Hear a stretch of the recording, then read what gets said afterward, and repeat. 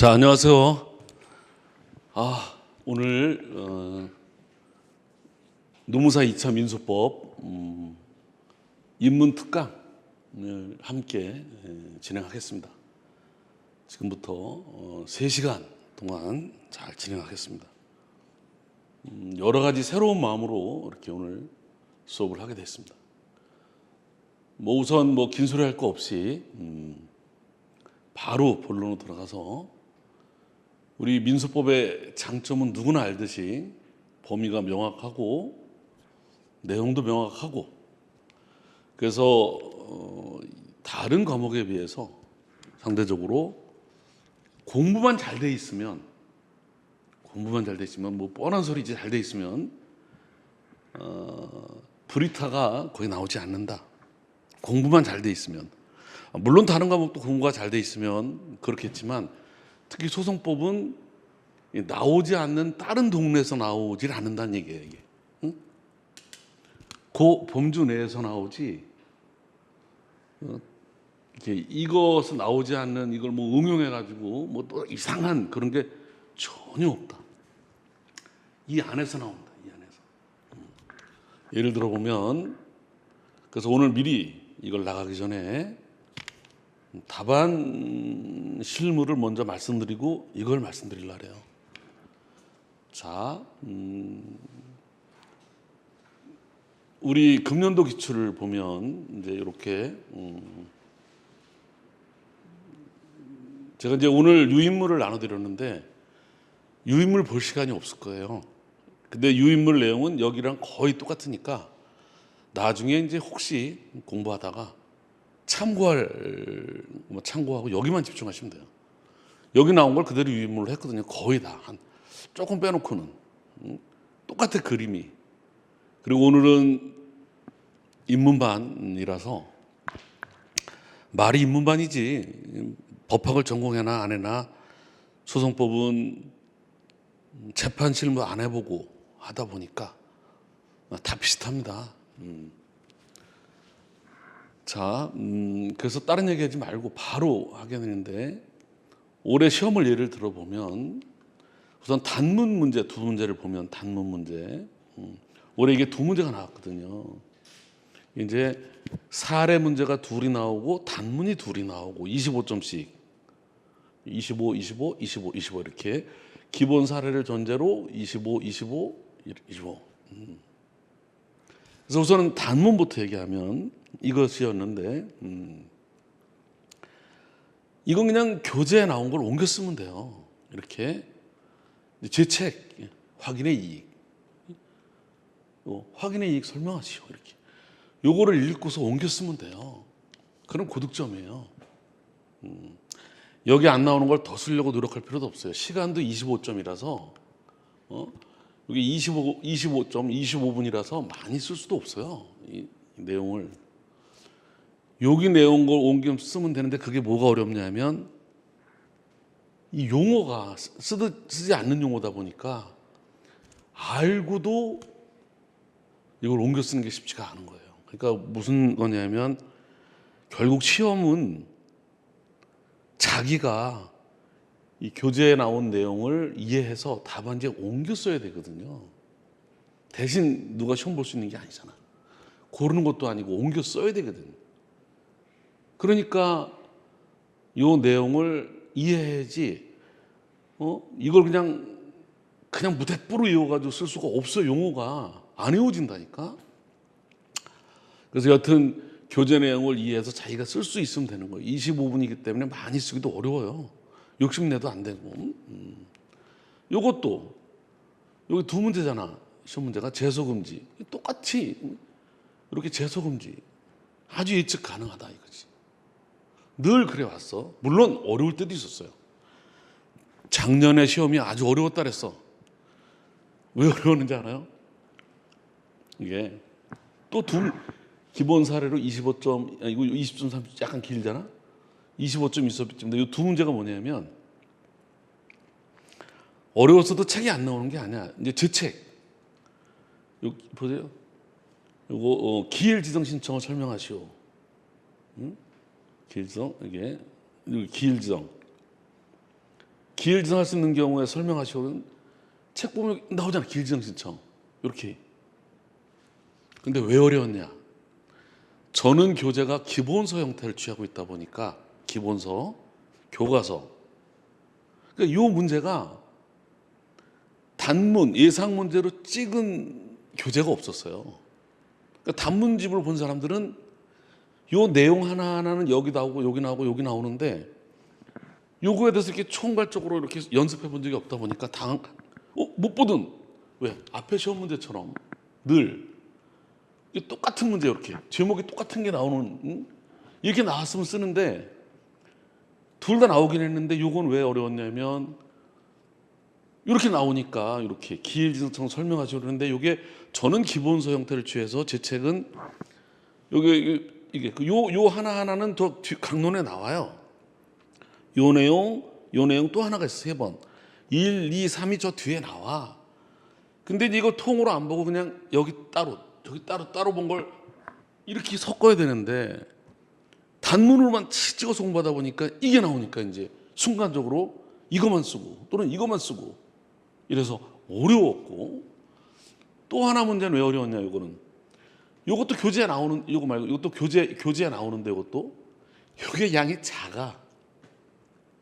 사례로 나올 줄 알고 연습을 안 시켰는데 조그만 게 나오다 보니까 크게 공부하다가 그래서 작년에 아주 예상하지 못하는 거 나왔다고 어려워했어요. 그렇지만 사실은 기본서를 꾸준히 봤으면 상대적인 거라 전혀 복도 깨비 붙은 문제도 아니었어요. 양이 많다 보니까 찍어서 좀 이렇게 하다 보니까 안 찍은 게 나오다 보니까 그런 거죠. 그래서 늘 기본서를 공부하라고 얘기를 했는데 그럼 이제 사례는 어떠냐? 사례는 기본적으로 이렇게 노무사 사례는 다른 데보다 쉬워요. 이렇게 첫째가 이제 이렇게 이 사례 문제가 제목은 뭐 아무거나 다르는데 이 사례가 민사소송법 어디와 관련된 내용이다. 사례를 읽어보고 이거는 뭐를 물어보는 거다. 를 짧게 잡은 다음에 요거에 관한 단문을 옮겨 쓰면 돼요. 단문. 그래서 요거에 대한 단문을 옮겨 쓰고 이거를 근거해서 요거에 대한 결론을 쓰면 되는 거예요. 이렇게. 그것도 25분에 써야 되기 때문에 많이 쓸 수가 없어요. 그래서 이제 이렇게 전형적인 문제가 요건 재작년 문제야. 재작년 문제. 요걸 기준으로 짧잖아 내용도. 요게 한 문제. 완전히 요렇게. 요거를 읽고 대여금 소송에 관해서 요걸 물어본 거다. 상계에 관한 거. 그러면 요거는 어디에 관한 거다. 그래가지고 요거에 관한 단문 내용을 옮겨 쓰고 결론을 딱 쓰면 되는 거지. 요것도 짧잖아 아주 이렇게. 요것도 25분 동안에 어디에 관한 거고 단문이고. 그래서 늘 얘기하기를 노무사 사례는 말만 사례지 사례의 타를 쓴 단문 시험 문제다. 요렇게 시험 낸 게 아니라 요거에 관한 요렇게 엮어놔서 요거는 요거에 관한 거라 이렇게 결론 이 식이었어요. 자, 근데 이제 올해는 왜 좀 뭐 잘 못 본 분들은 왜 그러냐면 요 올해 시험 문제가 다른 때와 달리 이제 이게 금년도 시험 문제인데요. 이게 길었어. 처음으로 이거 절반만큼 나왔었거든. 절반 이렇게. 근데 이게 길었어요. 여기도.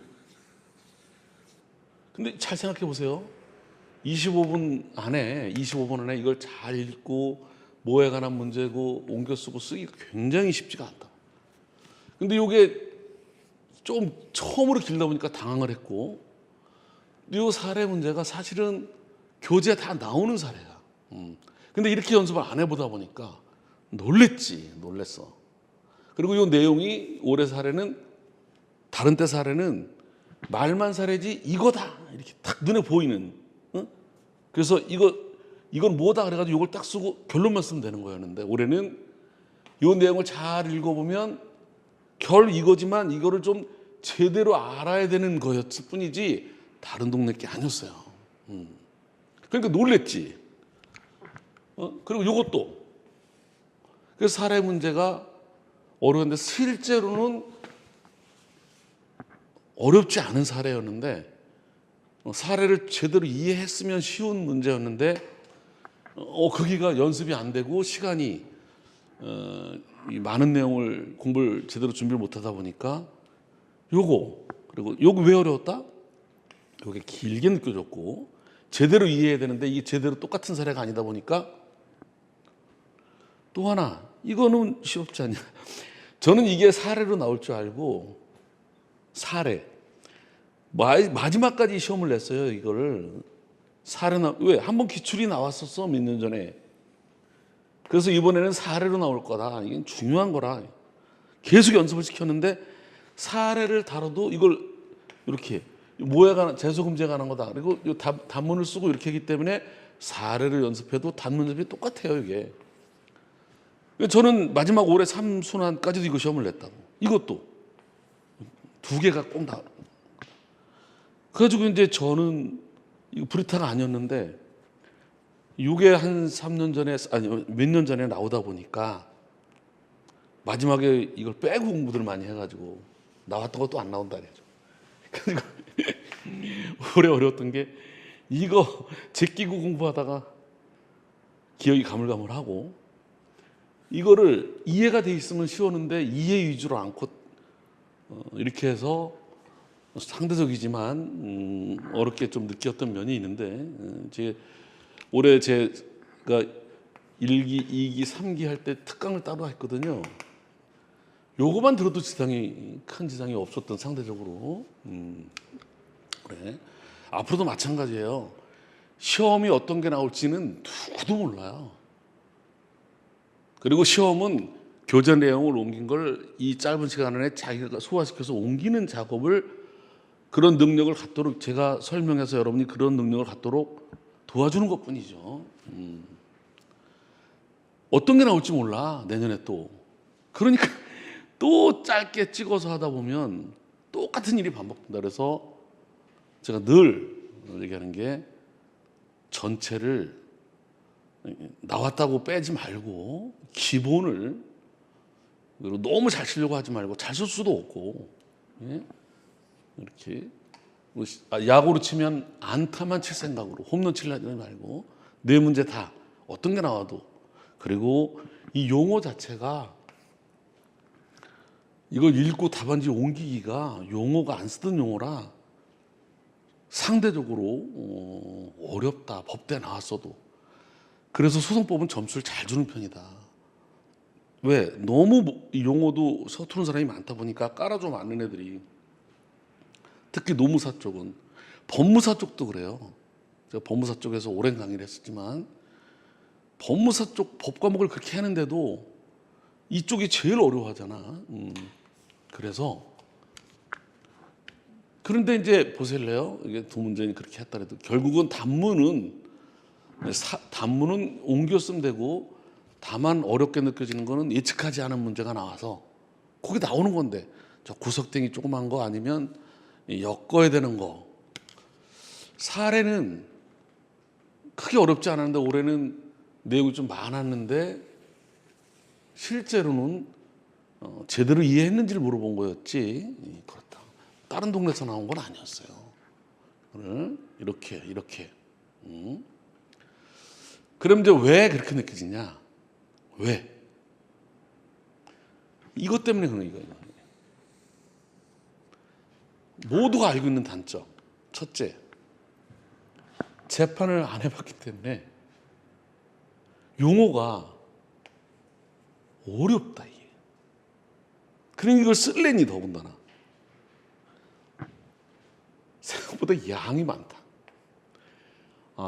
제가 공부가 잘 돼 있으면 빠져나갈 게 없다. 브리타가 없다. 근데 잘 공부가 되기에는 너무 내용이 쉽지가 않고 많다 보니까 본의 아니게 감당할 만큼 나올 만큼 자꾸 줄이고 빼고 이렇게 하다 보니까 어려운 거다 말이지. 그럼 그 많은 내용을 짧게 옮길 수 있겠느냐? 이게 큰 관건이죠. 관건. 자, 그래서 정리를 말씀드리면 결국 이거 대처 방법은 최대한 쉽게 수업용으로 모든 걸 할 수는 없으니까 어떤 게 나와도 지장이 없을 만큼 이게 관건이에요. 모든 민사소송법 선생님들의 우리 노무사뿐만 아니라 법무사, 변리사, 변호사 시험, 법원 행시 다 똑같다 이게. 자, 지금부터 그러니까 관건은 뭐다? 이거 이게 잘 돼 있으면 이거 살리는 거예요. 이게 상반되는 거야. 응? 이게 잘 안 되면 못 쓰지 뭐 이게 잘 되면. 근데 이 잘 되기가 어렵고 많은 편이다. 극복할 어떻게 할 거냐? 어떻게 좀 더 쉽게 그리고 소화 가능하고 어떤 게 나와도 지장이 없을 만큼 줄이되 어떤 게 나와도 괜찮을 만큼 줄일 거냐? 이게 관건이죠. 그래서 제가 저는 법무사 쪽에서 강의를 오래 했고 또 강의도 오래 했지만 실무를 여러분들 이 법무사, 노무사 잘 모를 거예요. 이렇게 법무사 쪽은 분야가 되게 넓어가지고 노무사 쪽보다 훨씬 넓어서 노동에 관련된 건 다 모든 법 관련되니까. 근데 크게 보면 법무사 업무는 이렇게 통상 송무 그래, 송무 재판 관련 또 강제집행 관련 그리고 등기 그래야 하시면 부동산 등기, 법인 등기 이런 등기. 요건 빨리빨리 서비스를 잘해줘야 되고 이거는 소송에 관한 거니까 얼핏 되면 변호사가 있으니까 변호사한테 갈 것 같지만 변호사 선임료 문제나 이런 것 때문에 실제로는 변호사 선임 안 된 사건이 훨씬 많죠. 훨씬 많죠. 그 많은 사건을 잘들 모르지만 다 본인들이 어떻게 하겠어 이거를. 노무사 공부 수석 합격한 분도 소액 사건 소장을 한 번도 안 써보고 수석한다니까. 이걸 한 분은 일반인들이 소송을 어떻게 하겠어? 이게 재판이 걸린 건데. 그러니까 이게 여러분들 잘 모르지만 이 법무사가 법무사는 법원 앞에서 주로 이걸 하는 분이 있고 이 등기를 주로 하는 분이 있어요. 저희처럼 법원 앞에서 소송 위주로 이렇게 제가 첫 직장이 법률구조공단이었는데 35년 전에 그 뒤로 법무사 30년 넘게 매일같이 법원 앞에서 의뢰인들이 오면 소장, 답변서 이걸 서류를 그러니까 제가 법무사 하고 나서 또 민사 서류 작성 실무를 실제로 소장 쓰고 소송법보다 더 중요한 게 서류를 작성할 줄 알아요. 소장, 답변서, 준비서면, 항소유서, 뭐 상고장 이거를 이 양식만 알아서 안 돼. 이기도록 해줘야 되지. 그래서 변호사한테 가지 못하는 대부분의 사람들을 이 업무를 많이 해보는 입장에서 여러분들 제가 노무사 지금 한 3년 동안에 했던 걸 토대로 어떻게 하면 좀 더 쉽게 수업용으로 여기에 둬서 처음에는 이렇게 이게 일판 교재는 우리가 아시겠지만 모든 우리 민수법의 대가 작년에 돌아가셨지만 이순 교수님 책을 제가 수업용으로 엄청 줄여가지고 뭐 이거를 최대한 모델로 삼아서 이렇게 했었거든요. 근데 이제 한 2, 3년 계속 반복해서 하다 보니까 최대한 줄여놨는데도 선생님 교재가 원래 학술적인 게 많아가지고 답안지로 쓰기는 좀 길고 어려운 게 있는 거야 이게. 그래서 계속 고민하다가 이제 박재영 교수님이라고 여러 책 교수님 책이 있지만 그래도 제일 자기용어로 좀 와닿길래 박재영 교수님 책으로 대폭 수정을 해서 물론 전병수 교수님 책도 좀 참고를 했지만 여러 가지 있지만 수업용을 첫째 염두에 둬서 이번에 이게 한 540페이지 됐었거든 작년에. 실제 선생님 책은 1100페이지인가 돼요. 이거를 이번에 한 3분의 2 정도를 줄였어요. 이번에. 그리고 요거를 제가 이번에 3기 때 특강 자료로 0기, 1기, 2기를 정리 못한 사람들, 동차생들을 위해서 3기는 강의를 그대로 하면서 모의고사 별도로 특강 듣고 시험 볼 수 있도록 이게 특강을 통해서 좀 검증을 했어요. 이거를. 요때는 책이 내일 나오는데 책 나오기 전에 프린트물로 이렇게 올해 이걸 가지고 시험이 가능하겠는가? 다행히 이번 시험 어느 책보다 사례 문제, 단문 문제 다 커버가 되고 전혀 문제가 없었어요. 어려웠다 그러지만 요게 이제 이거로다가 나갈 건데 여하튼 오늘은 이거 교재로 나갈 게 아니라 이걸 어떻게 할 거냐 이거. 그래서 오늘은 이렇게 여기를 지금 답안이라는 것이 저체가 결국은 수험서를 이해해서 자기 거로 소화시킨 다음에 답안지에 쓸 수 있도록 도와드리는 거다. 결국은 자기가 써야 되니까 어떤 게 나와도 어떤 문제가 나와도 지장이 없도록. 그게 어려운 이유는 말씀드린 대로 이게 어렵고 많다 보니까 그래서 이걸 최대한 줄여서 이 내용으로 나갈 건데 오늘 그 전에 가능하면 이 부분을 어떻게 하면 쉽게 체계적으로 어떻게 하면 수업용으로 저만의 방법으로 아주 독특하게 새 출발하는 마음으로 크게 준비를 했어요. 오늘 걸 지금부터 준비를 해야 될 건데 자 이거를 지금부터 저만의 방법으로 이문 특강을 새롭게 하려고 해요. 작년에 이거 비슷하게 했는데 작년에 한 6시간 가까이 했어요. 5시간, 6시간. 근데 소등법 전체 중에 절반 정도 했어요. 오늘은 작년의 절반 3시간만 하고 전체를 체계와 용어와 실제 실무 절차를 작년에 절반 시간 가지고 이렇게 작년에 반밖에 못했지만 다 어떻게 돼 있구나라는 거를 설명드리려고 해요. 오늘 제가 하는 내용을 수업을 뭐 수업은 듣든 안 듣든 짧으니까 활용하면 두고두고 도움이 될까. 부담 없이 오늘은 이걸 이해할 수 있는 대목으로만 할 거예요. 시험과 좀 그러니까 수업용을 염두에 두고 줄였지만 부담 갖지 않게 최대한 저만의 방법으로 색다르게 크게 출발을 새롭게 하려고 합니다. 자 보실래요? 오늘 자 처음부터 볼게요. 이제 사실 늘 느끼는 점은 우리가 소송법을 공부하지만 여기 공부하는 수험생들 치고 자기가 재판이 걸려가지고 법정에 가봐야 되는 사람은 한 명도 없어. 자기 자신은 다른 사람하고 분쟁이 걸려서 소송 생길 일이 별로 없는 대부분의 분들이 소송법을 공부하다 보니까 법정에 한 번도 안 가보고 이런이지.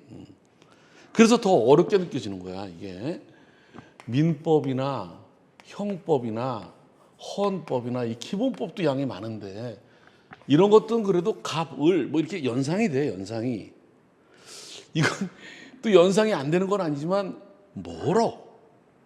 용어도 이쪽 용어 여러분들 민법 하고 노동법 하지만 이 용어는 법학을 전공하지 않은 사람도 좀 따라올 수 있는데 이쪽 용어는 법학을 전공했어도 재판 업무를 담당해보지 않다 보니까 그래서 뭐 어떤 사람이 이거를 외국어로 공부하는 뭐 물리 시험 문제다. 수학도 아니고 이걸 한글로 해도 어려운데 이렇게 느껴지는 거지. 그래서 상대적으로 조금만 잘 쓰면 점수가 따기가 쉽고 욕심내지 말고, 자, 이거를 제가 최대한 쉽게 앞으로 파트별로 하려고 해요. 짧은 시간에 전체를 어떤 게 나와도 지장이 없도록. 처음부터까지 제가 이쪽은 정말 4년째 되지만 절대 찍어서 공부하지 말고 전체를 강조합니다. 자, 소장을 처음에 쓰게 돼요. 법원에 소송을 제기하려면 소장을 써야 될 거 아니야. 이 소장 작성 실무가 이게 민사 서류 작성. 요건 법무사 2차 과목에 있어요. 2차 과목에. 근데 문제는 뭔지 아시죠? 법대 나오신 분들 알겠지만 시험 과목인데 교재가 없어. 교재가. 왜?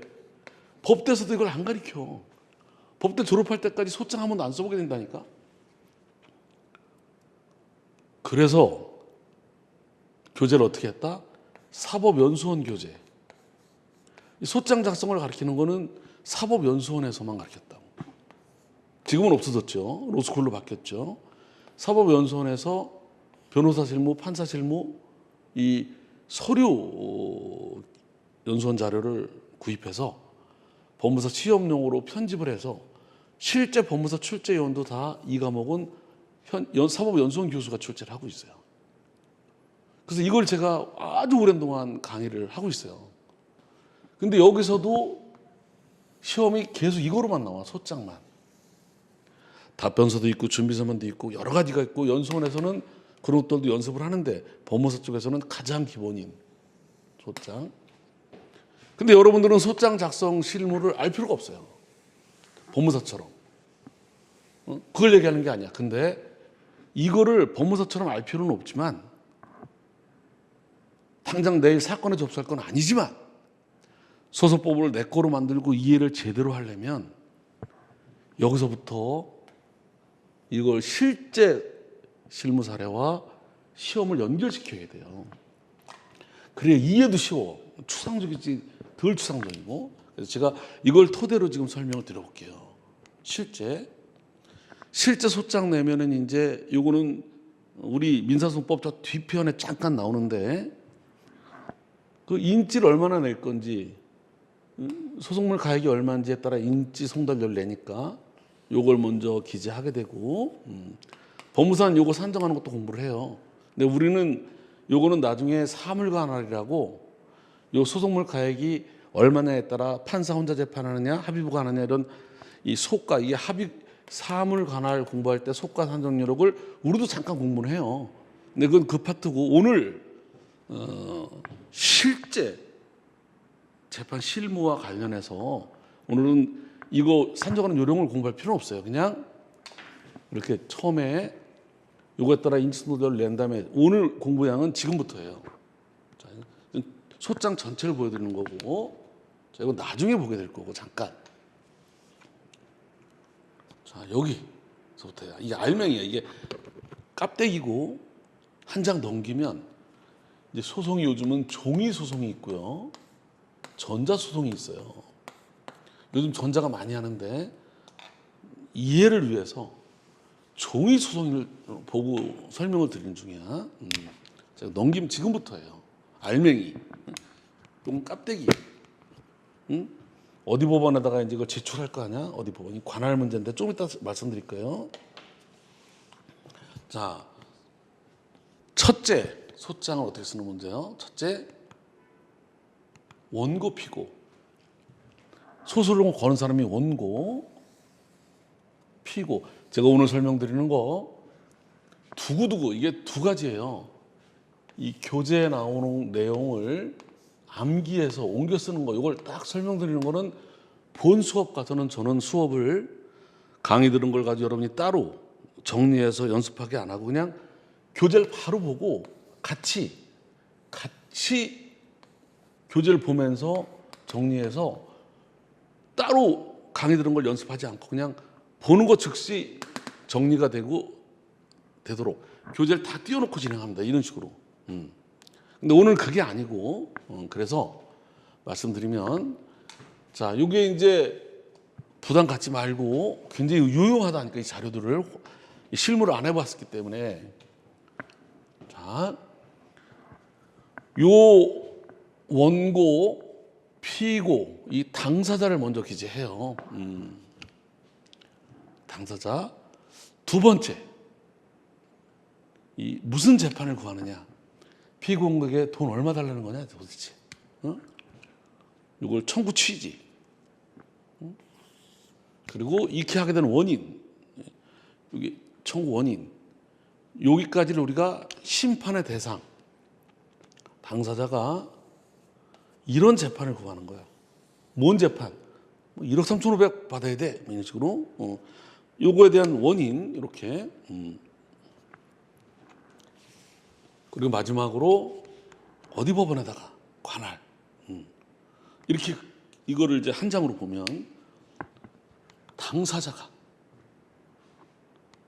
심판의 대상, 소송물 어디 법원에 이렇게 돼 소장이. 이 자질구레한 것들 빼고 기본 틀이. 자, 요걸 우리가 이렇게 소장을 내면 법원에 소장에 대한 답이 뭐냐면 판결이에요. 판결. 그러면 판결은 소장과 달리 소장은 앞에 보면 맨 마지막에 관할 법원을 쓰잖아요. 이렇게. 물론 앞에는 깍대기도 참고 썼지만 맨 뒤에 이렇게 씁니다. 근데 법원의 판결은 여러분들 구경을 한번 해놓으세요. 이렇게. 이런 걸 안 보고 공부하니까 어려운 거예요. 보고 해도 와닿지가 않아. 자기가 직접 피부로 못 느끼면. 그래서 제가 그걸 느끼게 와닿게 하려고 그러는 거예요. 자, 보시면 법원 판결은 맨 위에 뭐부터 하는 줄 알아요? 이렇게. 어디 법원의 판결이다 이렇게. 이런 거 세상은 자기가 아는 것만큼만 보인다고. 평생 살아가면서 판결을 많이 볼 텐데 저희 같은 경우는 맨날 보고 이걸 업으로 하니까. 왜 보는 줄 알아요? 이 판결을 가지고 상대방이 돈 안 갚으니까 경면허야 되고 압류해야 되고 다 법무사를 통해서. 소송은 변호사를 통해서 하는 것도 있지만 법무사를 통한 것도 많고, 강제집행은 거의 법무사를 통해서. 이 판결의 때 후에 안 갚을 때 강제집행하는 걸 민사집행 그래요. 전 주전공이 민사집행이라고. 이 뒤에 제가 법무사연수원 민사집행 교수기도 하고. 여하튼 자주 보지. 그 법원의 판결 맨 위에. 그다음에 누구와 누구 사이에 당사자. 이게 나중에 뒤로 가면 어디로 연결되는 줄 알아? 이게 우리 이제 판결의 주관적 범위. 판결은 예하고 예사에서만 생기는 게 원칙이다. 이 기판력의 주관적 범위가 굉장히 중요한 예상 문제고, 이걸 토대로 공부를 많이 하게 돼요. 뒤에 가서. 그다음에 관할 당사자. 그다음에 소송물에 대해서. 이쪽 법원이 누구와 누구 사이에 심판의 대상에 대해서 판단한 거야. 요게 이제 저 뒤로 가면 뭐로 연결돼? 판결의 객관적 범위로. 관할, 당사자, 이렇게 연결이 되는 거지. 그래서 어디 법원, 관할, 누구와 누구 사이에, 어디 법원에서 누구와 누구 사이에 뭐를 재판했느냐. 그래서 이 기판력의 주문, 판결의 주문에서만 기판력이 생기고, 요 주문이 나오게 되는 이유 있어요. 이유.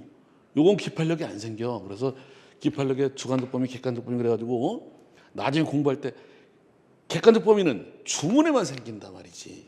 여긴 안 생긴다. 이걸 엄청 또 공부하게 돼요. 뒤에 가면. 좀 그림을 보면서 하면 좀 덜 추상적인데, 이렇게 이유가 길잖아. 여기서 판단한 건 안 생기고 여기에 생기네. 그래서 우리가 정리하면 이렇게 소송물 어디 법원에서 누구와 누구 사이에, 요걸 뭐라고 부르냐면 소의 3요소다. 이렇게 여기서부터 다시 한번 봐봐. 이렇게 누가 당사자, 소송물, 심판의 대상, 관할, 판결도 관할 어디 법원의 판단이고, 누구 주관적 범위, 객관적 범위. 이게 소송의 3요소란 말이지. 소송물, 관할, 당사자. 이걸 소의 3요소라고 합니다. 이거를 전제로 재판이 진행되는 거예요. 이걸 전제로. 그래서 말씀드리면 이렇게 소송법 전체 체계를 보면 세 가지로 되어 있어요. 이 소송의 3요소를 기초로 해서 두 번째 파트는 절차를 진행해요. 소를 제기해서 변론을 하고 증거를 가지고 이렇게. 마지막 파트는 이제 결론이지. 이렇게 재판하다가 그냥 합의되거나 취하로 끝나는 것도 있고 판결로 끝나는 것도 있고 의외로 이렇게 끝나는 것도 많아요. 합의 보고. 이게 좀 복잡한 경우, 소송물이 여러 개인 경우, 당사가 여러 명인 경우, 요과장은 1대1 소송인데 요거 약간의 좀 응용을 하고 이거에 대해 억울한 거. 그래서 이제 요게 1단계. 오늘 1교시 수업 이렇게 할 거예요. 2단계. 2교시. 3단계. 이렇게 할 거예요. 3시간 만에 전체를 볼 거야. 작년에는 한 6시간 했는데 여기 하다 못했다고. 작년에 하면서 또 뼈저리가 느꼈지. 이걸 처음인 분들 입장을 덜 생각하다 보니까 내가 처음인 분들 상대로 어떻게 하는 게 좀 도움이 될까. 인터넷 보고 학원 보면 이거 뭐 인문다 강의 엄청 많이 학원마다 다 들어보시오 한번. 전혀 달라 내용들이. 근데 제가 하는 게 전혀 새로운 방법으로 저만의 방법으로 느낀 게 있어서 전 다른 사람 흉내 안 내고 저만의 방법으로 새롭게 전달하려고 해요. 이게 전체 내용의 30%예요. 소송법. 여기 또 30% 돼요. 여기 조금 되죠. 여기 40% 정도. 어디서 나올지 아무도 몰라. 여기서 나와. 벗어나질 않아. 날 수도 없어. 그리고 이 내용이 다 정해져 있어. 이게 갑자기 만든 게 아니라 역사 이래 수십 년 동안 재판을 반복해온 거라 이 파트별로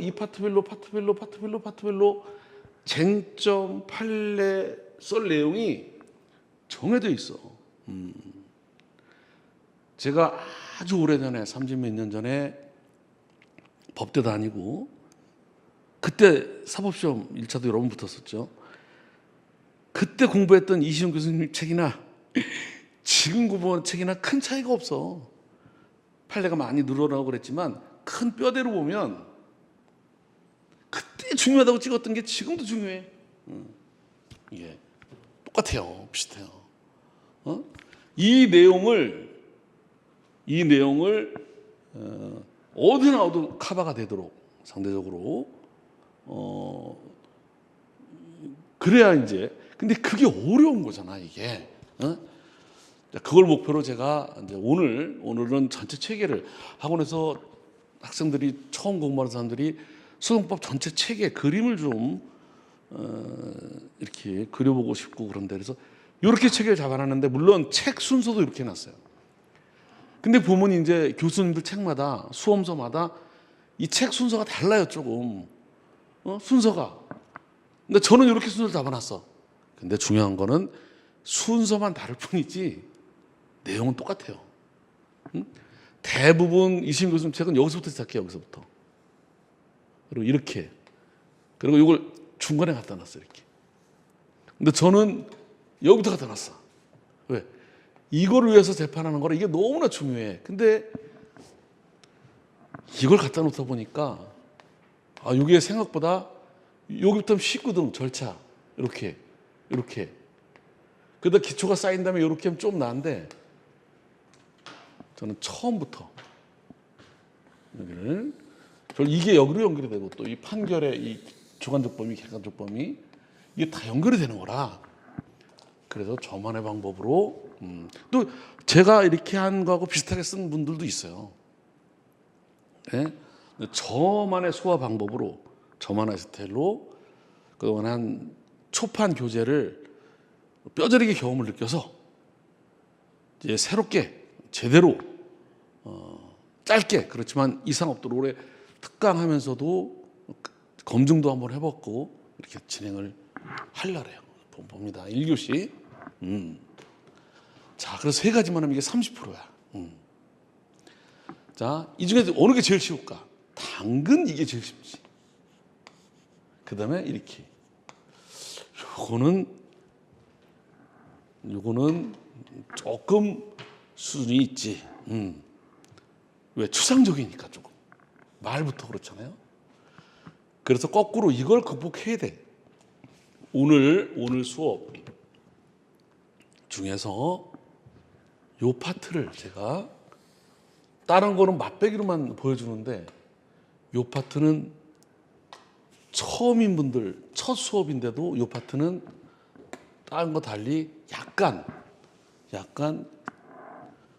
이 뒤에 뭐 공부 연기, 일기, 이기 해서 민수법 많이 공부한 사람들에게도 도움이 되도록 난이도를 가면서 여기만.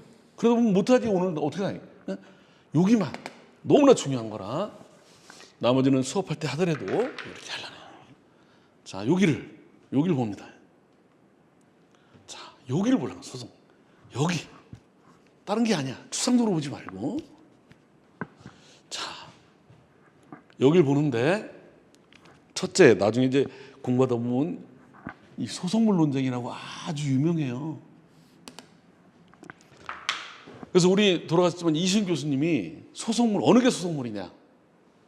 청구 취지 이게 소송물이다. 돈 줘라. 이게 소송물이다. 이걸 우리가 신소송물이라고 그래요. 아니다. 이게 소송물이다. 구의론. 근데 유감스럽게 대법원 판례가 구의론이에요. 실제 시험이든 답안지든 이걸 알아둬야 돼. 구의론을. 그럼 이거를 좀 더 자세히 해볼게요. 추상적이잖아. 볼게요.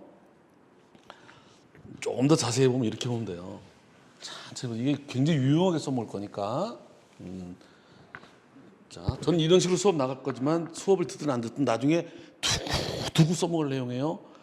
다른 방법으로 잘 보세요. 소송이 3가지밖에 없어요, 우리나라에. 자, 웃긴 거죠. 웃긴 건 뭐냐면 의학은 제가 이 법무사 수업 때 많이 얘기를 하는데 의학은 치료 방법이 무궁무진하게 발전하고 있어요. 근데 법학은요, 그 천태만상의 분쟁을 딱 3가지 방법으로 해결해. 3가지 방법. 참 기가 막힌 거야 이게. 응? 그게 바로 이행하라는 판결, 분쟁 해결이 판결이거든요. 확인 판결, 형성 판결, 이 3가지밖에 없어요. 대한민국 모든 분쟁 해결 형태는 이행 판결 아니면 확인 판결 아니면 형성 판결이에요. 여기 뭐 섞인 것도 있지. 2개 이렇게 이걸 병합 그러는데 여하튼 기본 틀은 3가지예요. 3가지. 그러니까 소송도 3가지예요. 이행해소, 확인해소, 형성해소. 책 앞에 소의 의의와 종류가 이제 먼저 나와요.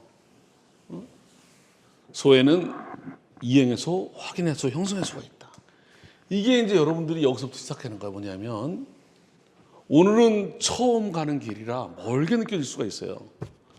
똑같은 것도 말이에요. 똑같은 것도 여기서부터 가장 여러 번 가면 맨날 다니는 길이면 자연스러운데 처음 가면 멀게 느껴지는 거지. 양이 많게 느껴지는 거지.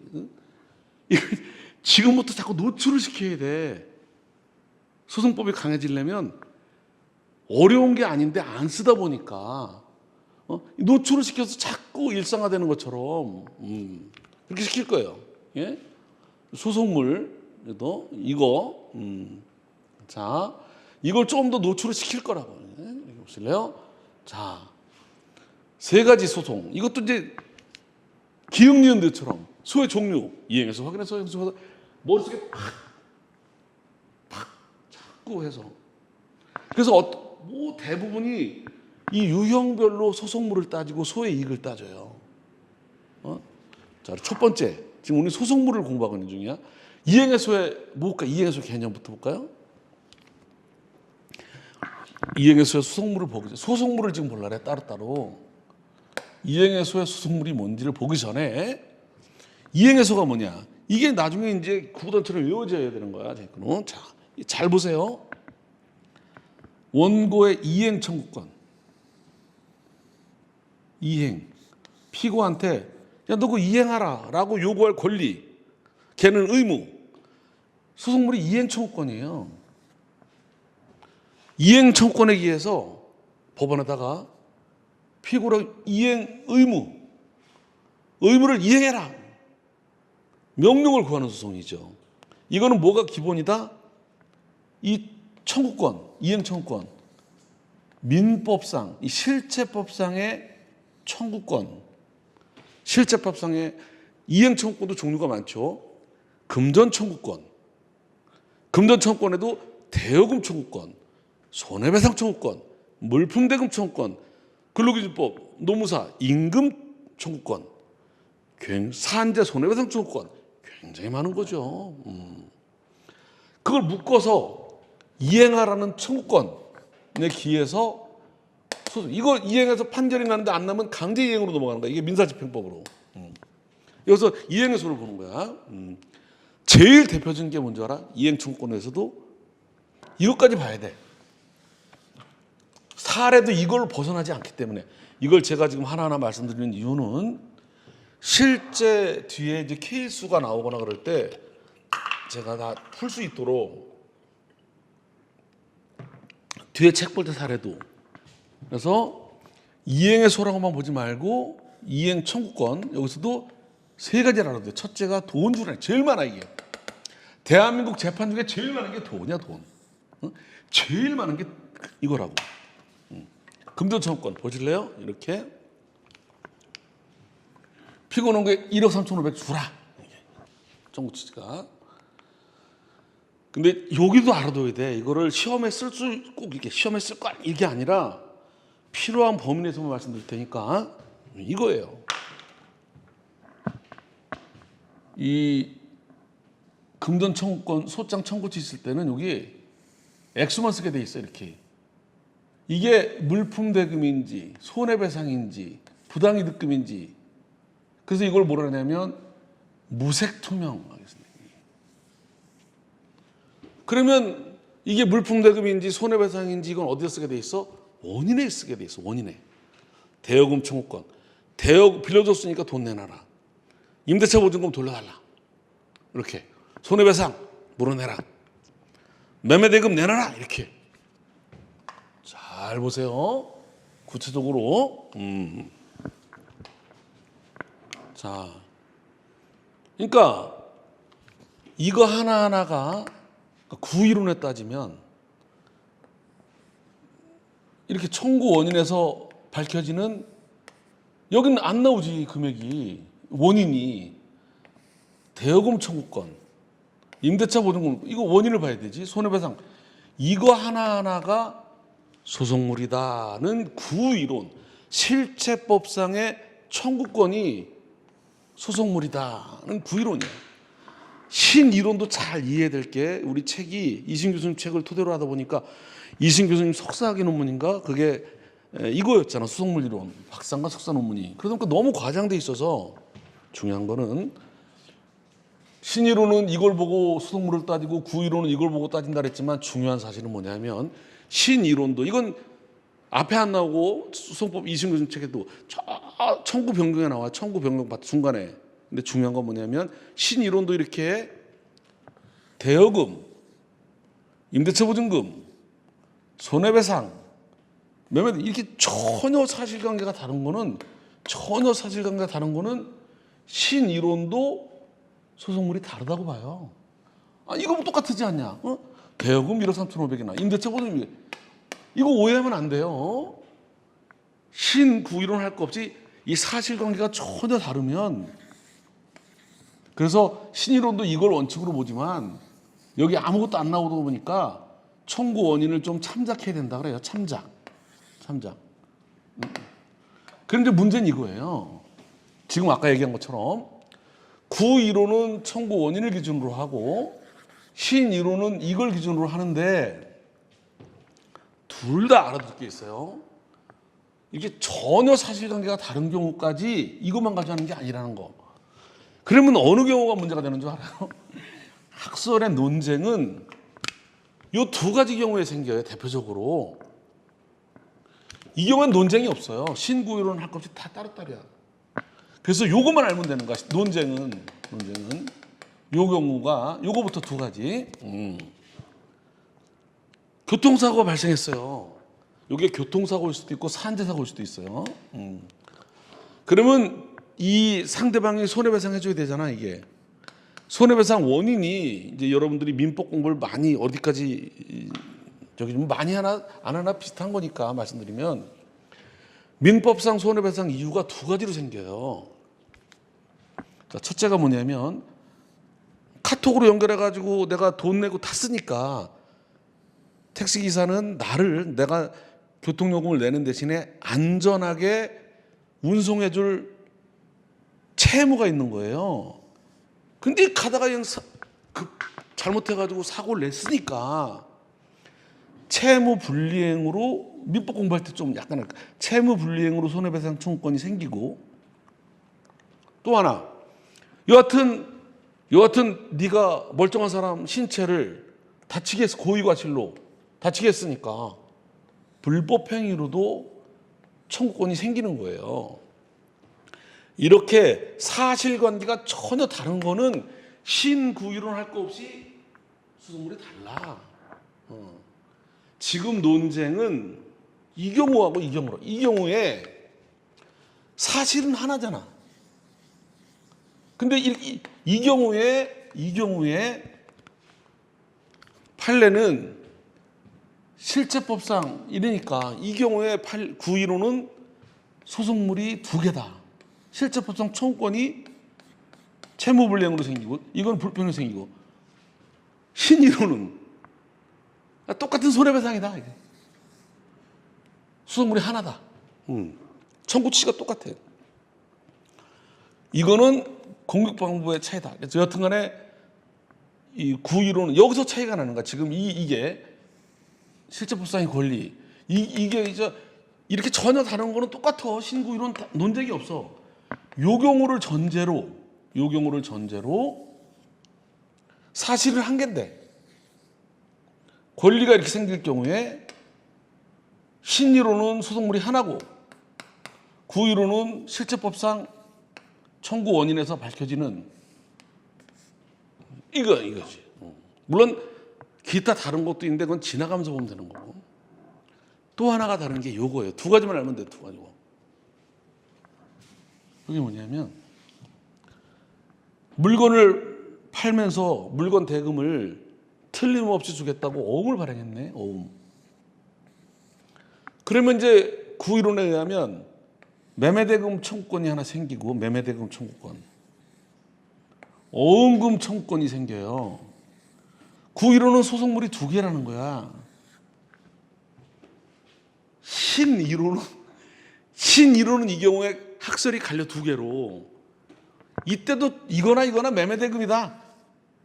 이 청구치지만 보면 이게 일본지설이고 이 경우도 이거가 다르다. 이게 왜? 이건 사실관계가 하나지만 이거는 사실이 두 개 아니냐. 매매도 했고 어음 발행도 했고. 응? 그래서 이 경우는 예외적으로 소송을 다르게 보자. 2번지설. 이 세 가지만 알면은 기본적인 소송물 이론은 끝나는 거예요. 이게 제일 어려운. 정리해 보면 근데 대부분 책들이 요거만 전제로 시작하고 있어. 이렇게. 응? 다짜고짜 다 집어치고 여기서부터 시작하고 있어. 그러니까 이제 모든 걸 이거로 풀으려면 잘 안 와다. 그러니까 이게 이건 다른 거라니까. 그러니까 요 경우 이렇게 굉장히 많은 사건 중에 요 경우에 사례도 시험 공부할 때 뭐 하면 돼? 요 경우에만 논쟁이 있구나. 요 경우에만. 요게 신구이론. 요건 신이론에서도 새끼치는구나. 구이론은 똑같은데. 여기 이게 이거예요. 자 보세요. 이게 1분지설이 뭔지 알아요? 청구 취지만으로 가르지 않은 견해야. 한 개면은 이게 두 개로 청구했어도 수돗물이 하나다. 한 개라는 거죠. 어? 이렇게 했어도 하나라는 게 하나. 여기 1번 지설. 2분 지설은 청구 취지와 사실관계. 그래서 요건 사실관계 두 개다. 매매 사실, 오은벌이다. 요거는 사실관계가 하나다. 그래서 어느 날 차에 탔다가 교통사고 난 경우에 이건 사실이 하나지만 두 개 권리, 계약 불이행, 불법행위, 수돗물 이건 하나로 봐. 2분 이설도. 근데 이렇게 매매하면서 매매대금 지급하려고 어음 발행해 줬으면 두 개로 된다 말이지. 그래서 지금 학설이 지금 여러분들 소속물 이론을 중간에 보면 제가 그런 거예요. 첫날 처음이지만 여기만 조금 어려운 거를 고난도를 설명합니다. 앞으로 모든 소송법을 이렇게 어려운 것만 있나? 어떡하나? 제일 어려운 거를 제가 처음에 잠깐 건드리는 것뿐이야. 쉽게 정리해 보면 그냥 학설을 보면 처음부터 이렇게 구이론하고 이 청구치만 보고 하자. 그리고 2분 지설과 1분 지설. 1분 지설은 이런 경우도 이런 거 둘 다 청구치만 보고 하자. 보지 말고 1분 지설은 청구치와 사실관계. 이건 청구치도 하나고 사실관계도 하나다. 그리고 구이론은 실체법상 권리가 두 개다. 이게 하나래도. 구이론은 실체법상의 권리마다 보자. 신이론은 청구치가 하나다. 근데 사실도 하나다.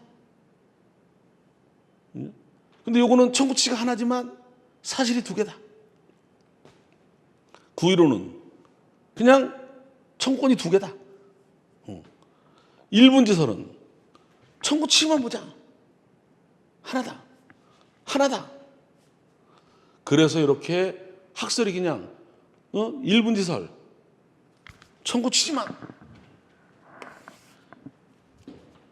2분 지설 청구치와 사실관계. 그러니까 차이점은 요 경우 교통사고 전혀 다른 거는 다툼이 없어요.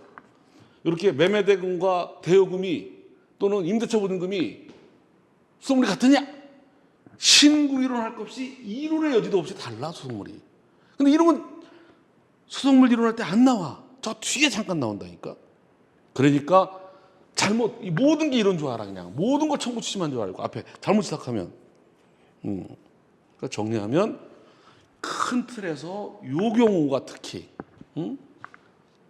자, 그래서 이제 요거를 전자세를 빼고 그냥 이렇게 나오다 보니까 이렇게 빡 나오다 보니까 요런 경우 이건데 그냥 이걸 빼고 그냥 무조건 다 이런 것처럼 보이잖아 이렇게. 근데 사실은 사고 난 경우니까 오음 발행한 거랑 두 가지. 그러니까 이걸 염두에 두고 이해하면 훨씬 제일 어려운 게 자, 이거를 금전 청구 받잖아요. 조금 더 나간다니까. 좀 더 나갈게요. 여기가 최고로 민소법 어려운 건데 제가 처음부터 꺼내다 보니까 야, 수성법 이걸 다 이거 뭐 이 많은 걸 다 이렇게 어떻게 하냐. 이 뒤에 이렇지 않아요? 다 쉬워요.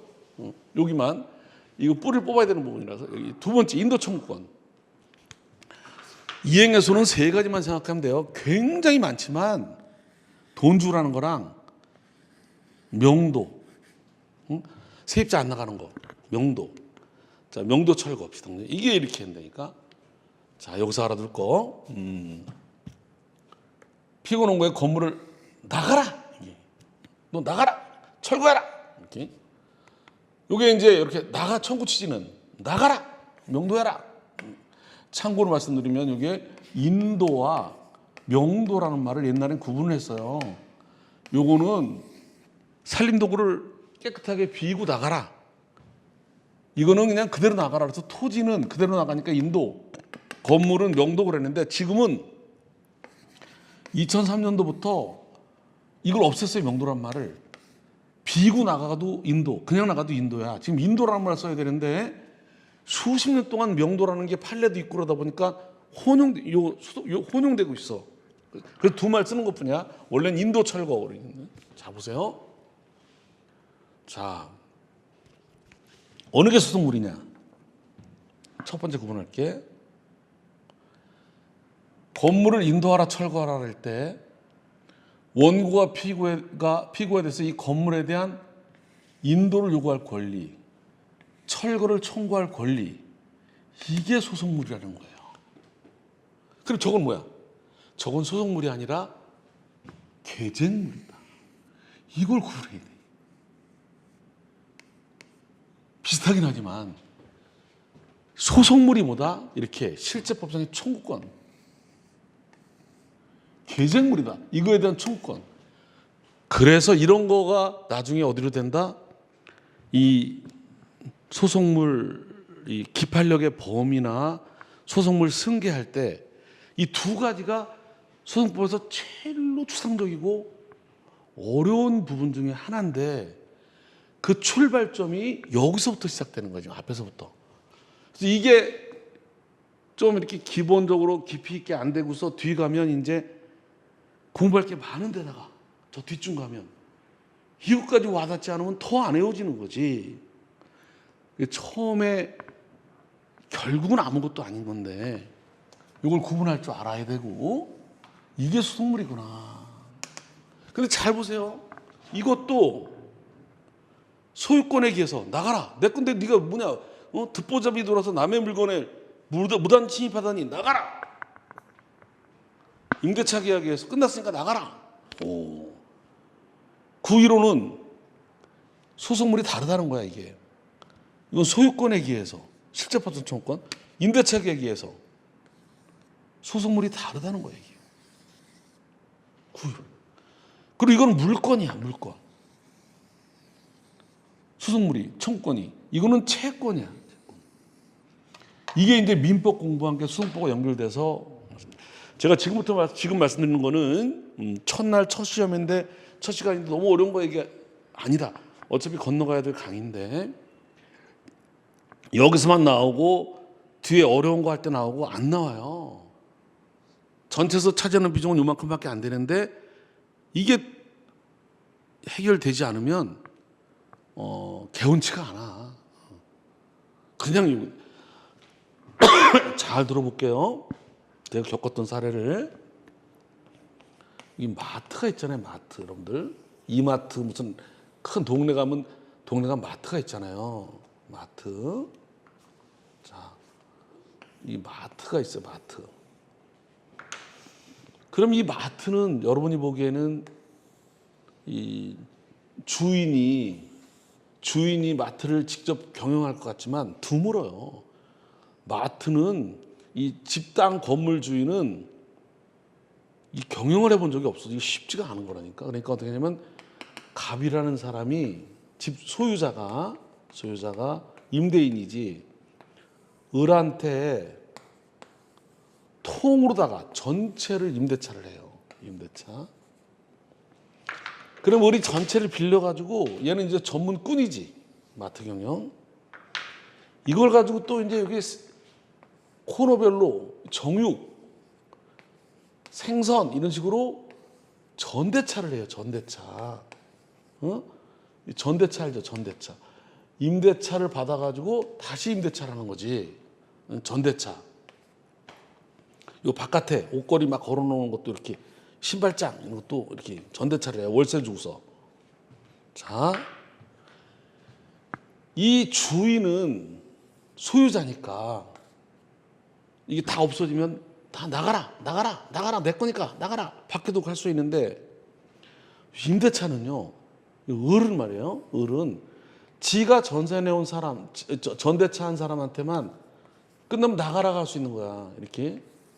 예를 들면 얘가 통전세를 얻어가지고 바깥에다가 신발 싸구려 이렇게 쭉 걸어놓고 신발 막 파는 거를 세를 줬어요.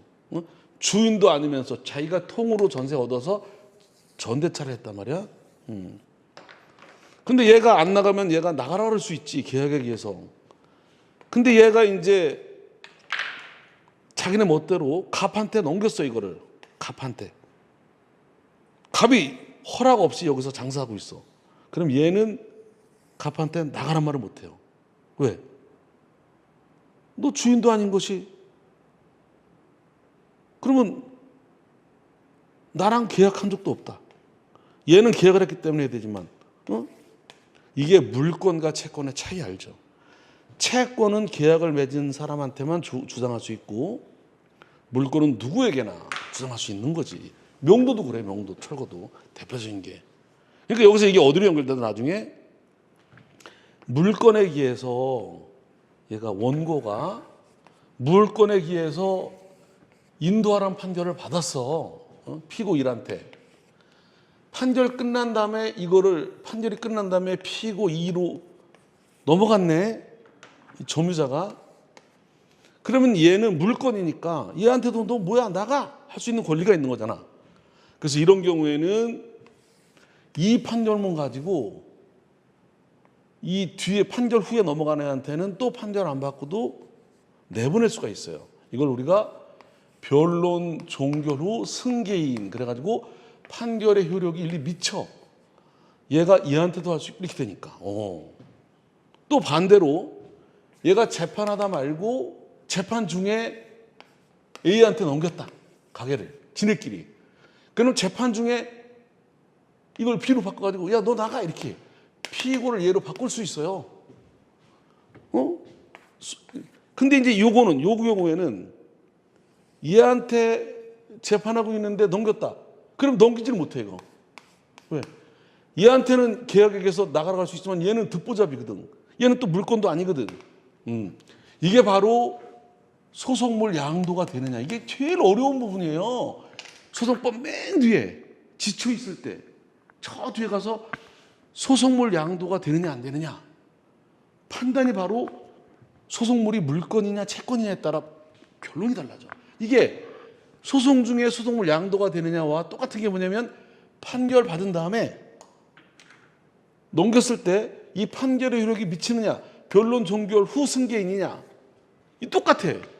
물건으로 판결받은 거는 넘기도 승계인이 돼. 근데 채권으로 판결받은 거는 넘기면 듣보잡이야. 승계가 안 돼. 그래서 이 판결의 효력은 원고하고 피고 사이에만 미치지만 예외적으로 뭐다? 승계인에게도 미쳐. 어느 때? 물건일 때는. 채권일 때는 안 미쳐. 굉장히 중요하고 어려운 나중에 이 판결의 주관적 범위 당사자에게만 미치지만 판결받고 승계인한테 미치느냐. 똑같은 논리로 맨 뒤에 소송법 맨 뒤에 나오는 게 소송물 양도예요. 그때 재판 중에 바뀌었을 때 승계인으로 끌어들일 수 있느냐 안 되느냐. 소송물이 물건이냐 채권이냐 이렇게 연결이 되는 거예요.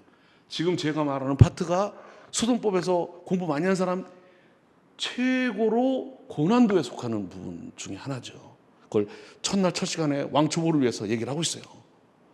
무리하지 않게. 왜? 물건과 채권이 이렇게 반영이 되는구나. 이걸 다 할 필요 없어요. 그 마인드 조금만 방향만 알고 있으면 돼요. 예? 그러니까 지금 뭐로 한 거야? 지금 이렇게 소송물 여기 이렇게 본 거야. 이렇게. 그러니까 이게 봐요. 지금 소송물에 대해서 금전 채권일 때 전혀 다르지만 뭐가 두 가지? 손해배상과 물품대금. 손해배상은 교통사고 하나인데 재무불이행과 불법행위. 그때 신구이론 차이가 나는구나. 매매대금인데 어음 발행한 경우 이렇게 신이론 사이에서 차이가 나는구나. 사실이 두 개다 보니까. 요거를 연결시켜서 요 경우는 뭐를 연결시켜서 똑같이 인도철거를 요구하더라도 물건으로 요구하느냐 채권으로 요구하느냐에 따라 판결의 효력이 다르구나. 왜? 물건이니까. 이게 판결의 주관적 범위가 넓어질 수 있고 재판 중에 바뀌더라도 끌어들일 수가 있고 승계인의 이 마인드랑 저 연결이 돼요. 하나 더 등기를 알아둬야 돼요. 이렇게. 이거는 제가 법무사 학원에서도 예전부터 이행 그러면 딱 세 가지 유형을 돈 달라는 거, 명도 철거, 등기하는 거. 많지만 세 가지만 하고 있어요. 등기도까지 알아요. 그렇게 두면 그냥 어설프게 뭐 소속물 이론, 신이론, 구이론 이렇게 추상적으로 보고 이게 아니라 처음부터 끝까지를 처음 연결시켜서 이렇게 봅니다. 등기 청구를 보면 이렇게 이건 등기하라는 거지 이게. 근데 매매를 원인으로 이전 등기하라. 이전 등기. 이게 이전 등기야. 이전 등기. 이전 등기. 매매 계약에 의해서 이전 등기하라. 또는 증여계획에서 이전 등기하라. 또는 취득시효에서 이전 등기하라. 이렇게 판례가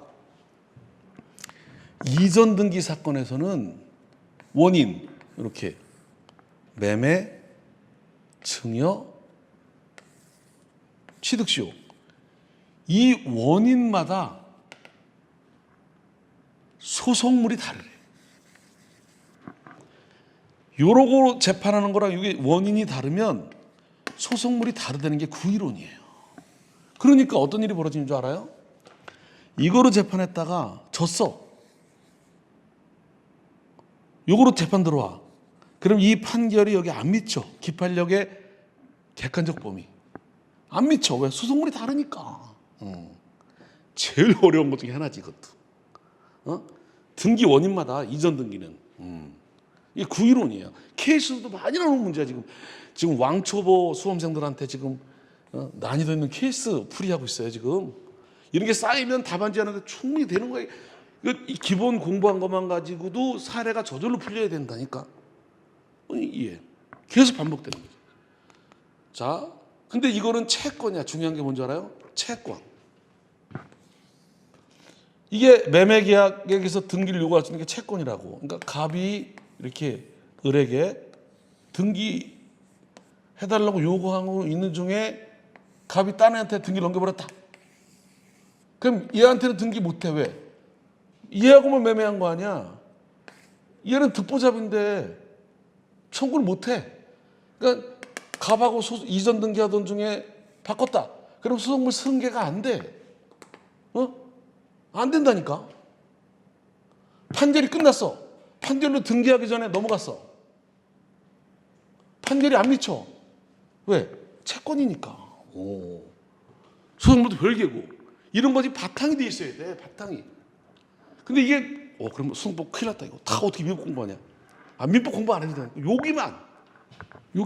첫날 첫 시간에 지금 얘기하는 요거만 좀 길어지고 있는데 여기만 그렇다니까. 이거 하나만 하면 지금 몇 시간 분량 수능법 공부하면서 어려워했던 분들 해결이 가능하죠. 자, 또 하나 알아둘 게 뭔지 알아요? 이번에 이거예요. 이번엔 이거를 말소 등기하라는 거야. 이전 등기 아니라 말소. 말소하라. 그거 내 건데 잘못해 말소해라. 말소해라. 이유는 위조됐다 이거. 위조. 원인 무효다. 말소해라. 자, 말소 등기 사건에서는 말소 등기 청구만 소속물이래요. 그 원인 무효 사유, 위조, 사기 강박 이런 원인 무효 사유는 소속물이 아니래네. 그러니까 이거 가지고 재판했다가 지면 이거로 재판해도 또 져. 왜? 기판력이 미쳐가지고. 소속물이 별개가 아니니까. 공격 방법만 다르대 이게. 더 중요한 건 이것도 물건이네. 그러니까 이렇게 내가 갑 건데 내 건데 을로다가 위조해서 넘어갔어. 말소 소송 중에 명의를 바꿨네. A로. 물건이니까 바꾸더라도 얘를 바꿀 수 있어. 야, 네가 들어와. 얘한테 판결 났어. 말소 판결 났는데 말소 등기하기 전에 명의를 또 바꿨네. 그럼 또 재판할 필요 없어. 이 판결이 미쳐. 물건이니까. 이 사례를 모아서 놓은 것이 사례집이다. 이거를 뒤에 가면 막 일일이 따라 하면 끝이 없이 땅을 판다. 땅을 파. 끝이 없이. 그러니까 이 원리 뿌리를 잘 알아두면 무수한 많은 판례가 100%는 아니지만 수험할 수 있는 해결이 가능하다. 뿌리가 돼 있으면, 원천이 돼 있으면. 그렇잖아요? 그러니까 정리하면 이거는 다양한데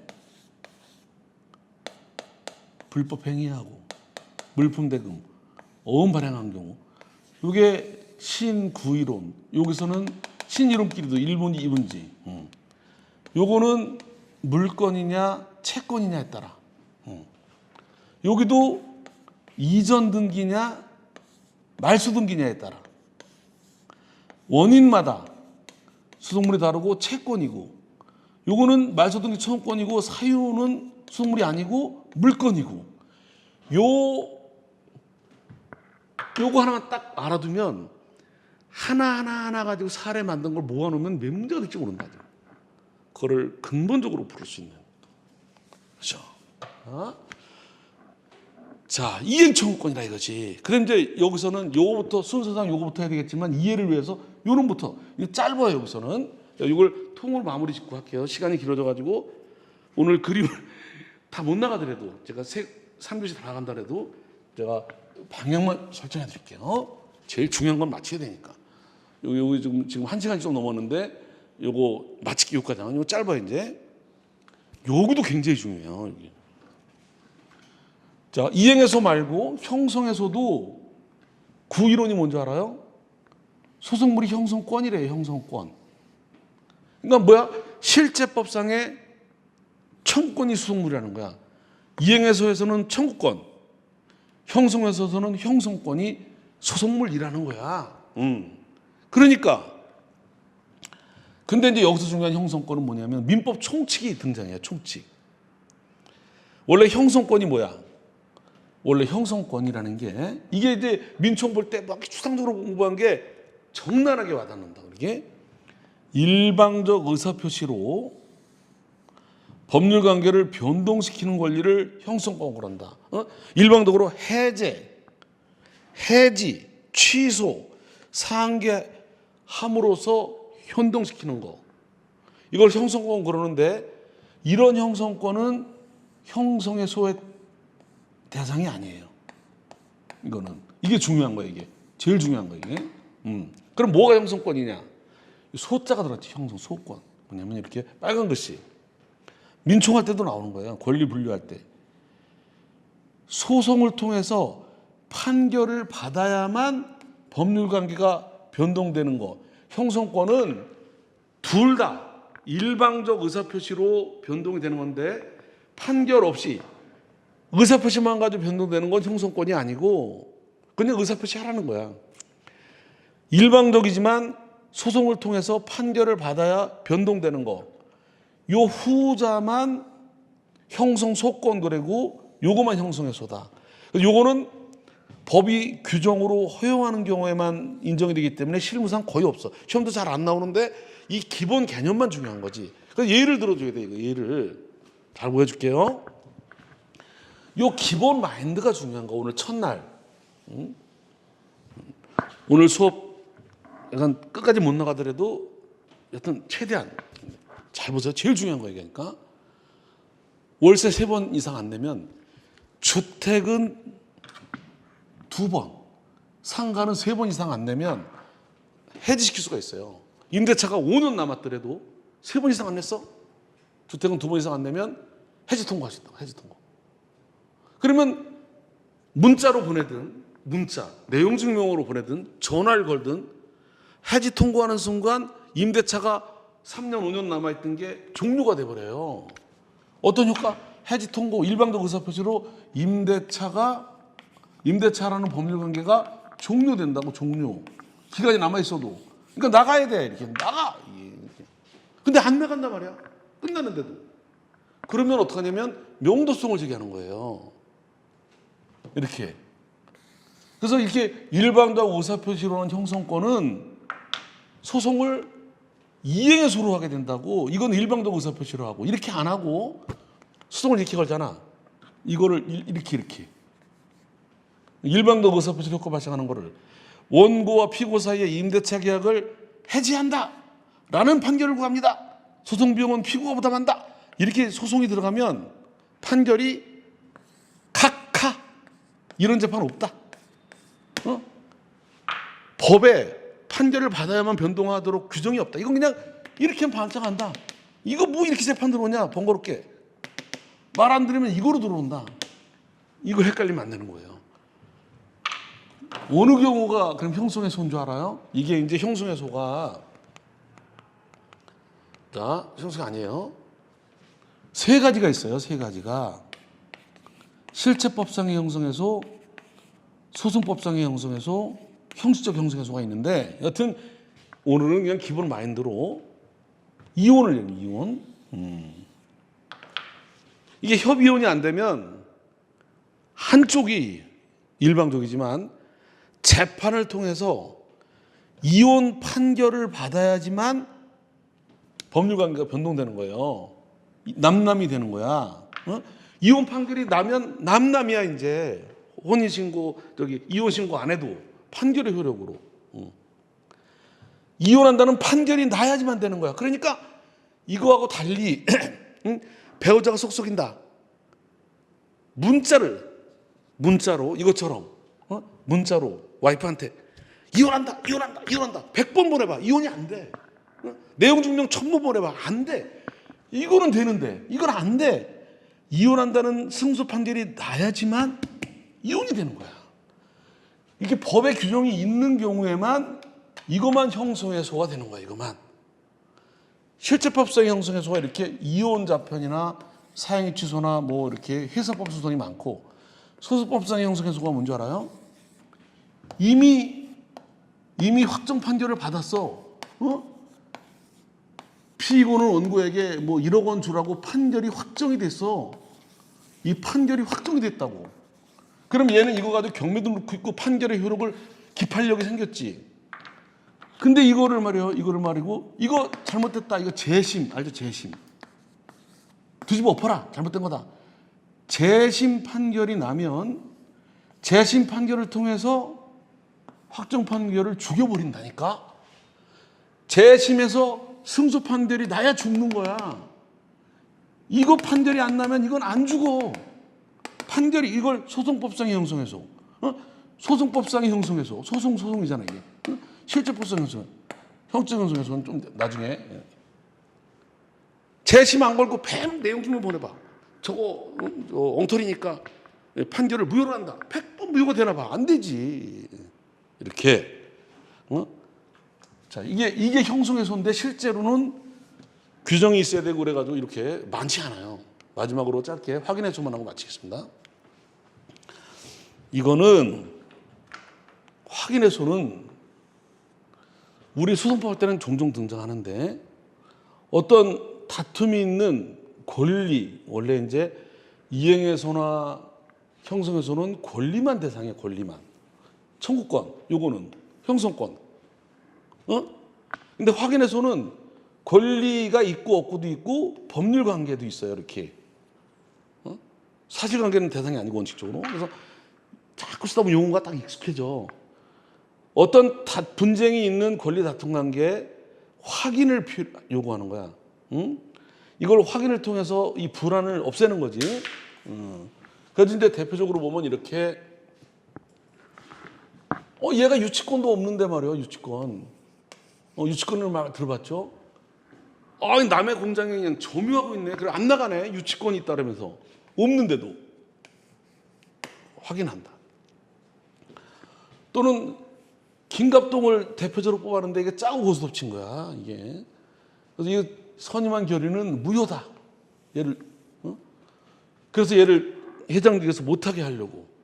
이렇게 필요가 있을 때만 이제 확인 판결에서 확인 판결은 나중에 공부하게 되면 아는데 확인은 이제 중요한 건 이거예요. 소송물을 공부하는 건 지금. 이행해서는 청구권도 금전 청구권, 금전 청구권도 다양하지만 손해배상하고 물품 대금, 요 경우에만 신고이론, 요거는 이제 어음 발행한 거에 따라 신이론에서도 인도철거 청구권, 물건이냐 채권이냐, 등기 청구권은 이전 등기 말소 등기, 이전 등기 원인마다 별개고 채권이고, 이건 말소 청구권이고 사유마다 이거는 소송물에 따른 게 아니고 물건이고 계속 반복하는 거 계속 이게 딱 들어있어 봐. 유형 이 중에 나오고 이게 연결이 된다니까 자동스럽게 이게 계속 반복되는 거니.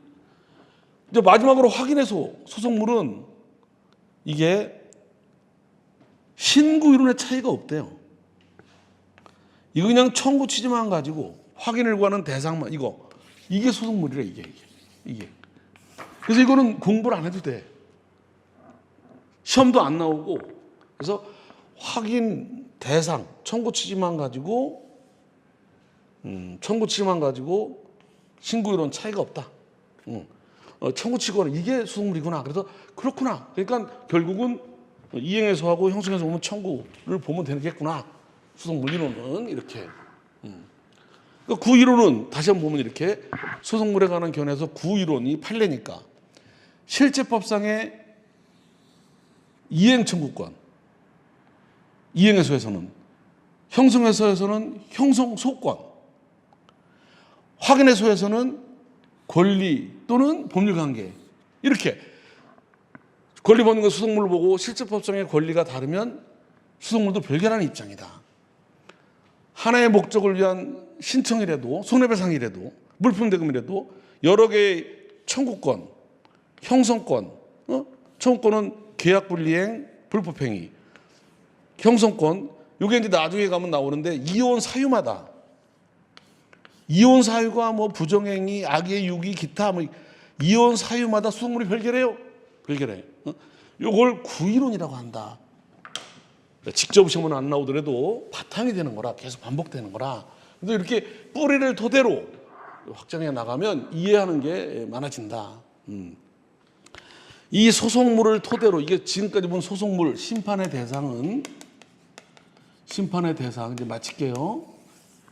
이 심판의 대상은 소속물은 심판의 대상은 승패 누가 이기느냐의 소속물인데 굉장히 중요한 게 뭐냐면 지금까지 공부한 것만 중요하고 실제로 누가 승소하느냐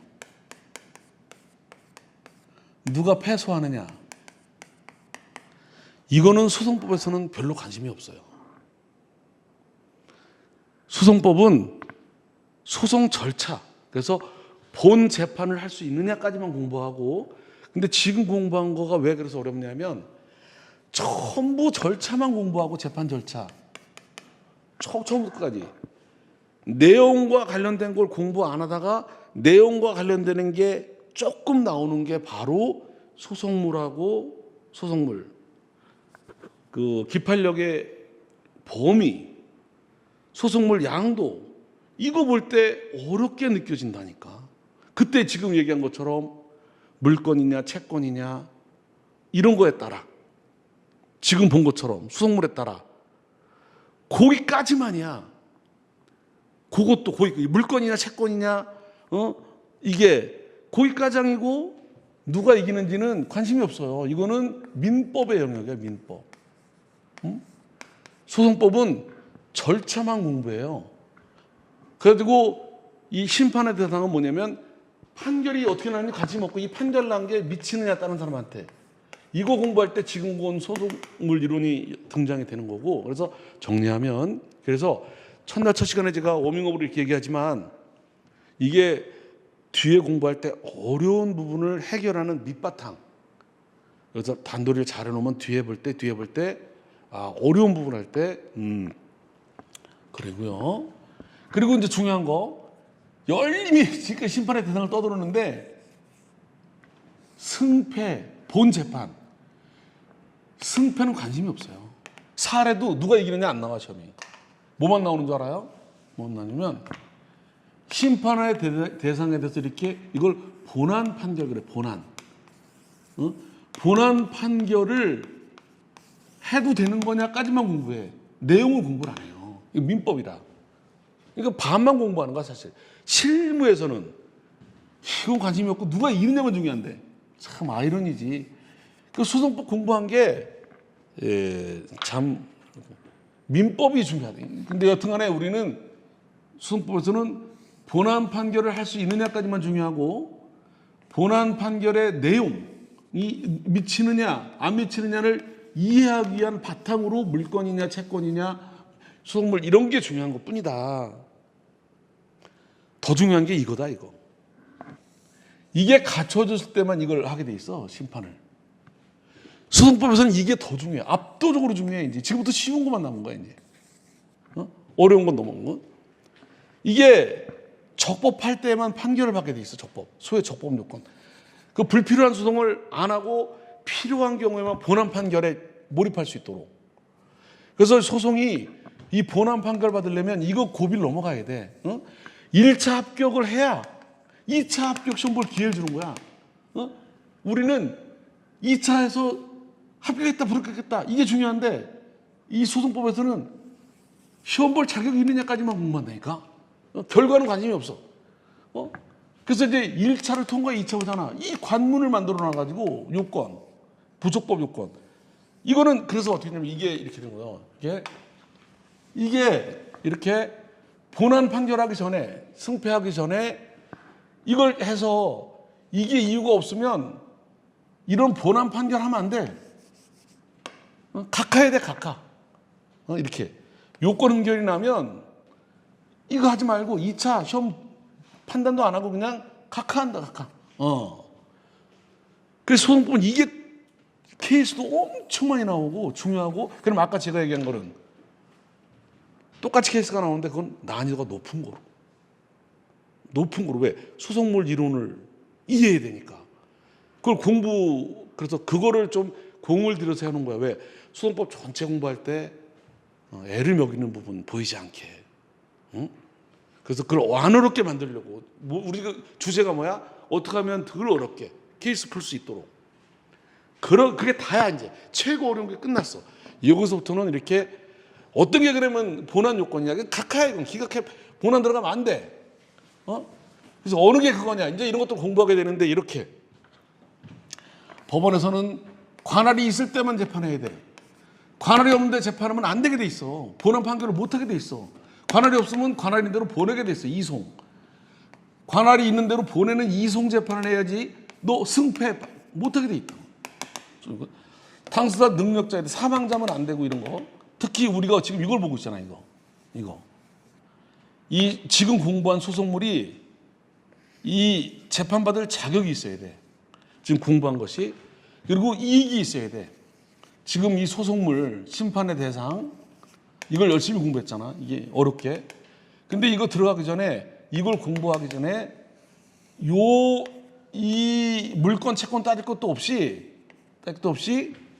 이 관문 재판받을 자격이 있어야 돼. 자격. 그다음에 소에 재판받을 필요가 있어야 돼. 그 다음에 이제 이 판결받은 게 남한테 미치느냐 승계가 되느냐 이건 이렇게. 그래서 실제소송법의 대부분은 여기에요, 여기.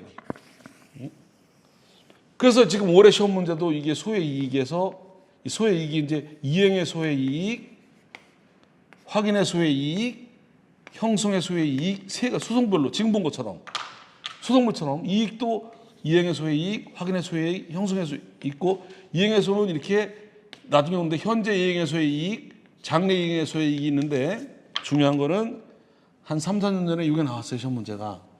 그래서 이거는 법의 규정이 있어서 형성의 이익은 별로 따지지 않기 때문에 시험에 나올 거는 둘밖에 없다. 확인의 이익하고 형성의 이제 현재 이행의 소의 이익. 근데 이거는 케이스로 나올 거 나오면. 그래서 두 개, 지금 남은 게 둘밖에 없다. 둘 중 하나 분명히 나온다. 올해 이게 나왔잖아요. 확인의 이익. 확인의 이익. 요거 이제 남아있는 거예요. 그렇다고 이거 건너뛰면 안 되고 기본을 해놓고 또 나오면 어떡할 거예요.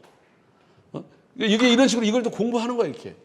이거는 쉬워요. 이거 권리보호 자격 이런 거는. 이건 뒤에 보면 알겠지만 뭐 이미 판결 받아 있는데 또 들어와. 왜 또 들어와. 이렇게. 재판받을 자격이 있어야 되는 거지. 이렇게 어떤 게 자격이냐. 어떤 게 이익이 있는 거냐를 강론을 가서 공부를 하게 되는 거고 이렇게 여기까지이 이제 끝나는 거지. 이렇게. 제일 어려운 게. 자, 좀 쉬웠다 하는데 여기서부터는 쉽다. 내용이 쉬워. 첫 시간을 길게 했지만 이게 굉장히 좀 여러 가지로 그 뒤에는 그렇게 어렵지 않아요. 첫 시간만 일부러 힘이 있고 이렇게 할 때 굉장히 중요한 거 소장 여기서부터 시작해서 길게 봤어요. 지금부터는 좀 쉬었다가 좀 쉬우니까 쭉 설명을 드리겠습니다. 좀 쉬었다 하겠습니다.